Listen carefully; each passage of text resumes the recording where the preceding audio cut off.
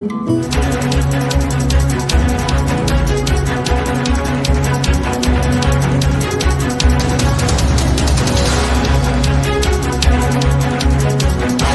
இடைத்தேர்தலில் பாட்டாளி மக்கள் கட்சி சார்பில் போட்டியிடப் போவது யார் என்ற விவரம் தற்போது வெளியாகியிருக்கிறது. விவரங்களை இணைகிறார் நம்முடைய சிறப்பு செய்தியாளர் கோகுல். கோகுல், பாமக சார்பாக யார் போட்டியிட வாய்ப்பு? பாஜகவோடு ஆலோசித்து முடிவெடுக்கிறதா பாமக சொல்லியிருந்தாங்க. இந்த முடிவு எப்போ வெளியாகும் அதிகாரப்பூர்வமா? விக்கிரவாண்டி இடைத்தேர்தலில் 4 முனை போட்டி என்பது உறுதியாக இருக்கிறது. ஏற்கனவே திமுக வேட்பாளர் அறிவிச்சிருக்காங்க. அதிமுக இன்னும் ஓரிரு நாட்களில் வேட்பாளரை அறிவிக்க இருப்பதாக தகவல் வெளியாக இருக்கிறது. அதே நேரத்தில் ஏற்கனவே இடைத்தேர்தலை புறக்கணிக்கக்கூடிய கொள்கை முடிவில் இருந்த பாமக விக்கிரவாண்டி இடைத்தேர்தலில் போட்டியிடுவது என்ற ஒரு முடிவில் இருக்காங்க. அதே போல நாம் தமிழர் கட்சியும் போட்டியிடுறாங்க.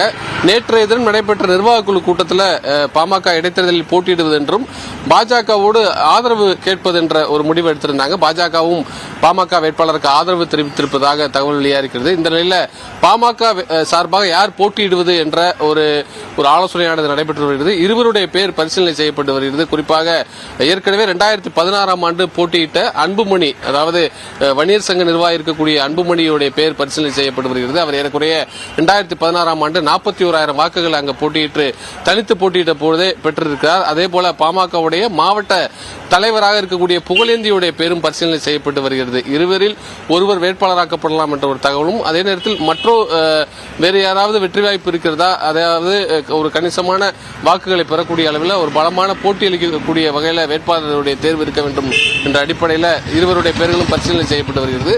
ஓரிரு நாட்களில் பாமகவுடைய வேட்பாளரும் அதிகாரப்பூர்வமாக அறிவிக்கப்பட வாய்ப்பு இருக்கிறது. தேவப்பிரியன், உங்களுடைய விரிவான தகவலுக்கு நன்றி கோகுல்.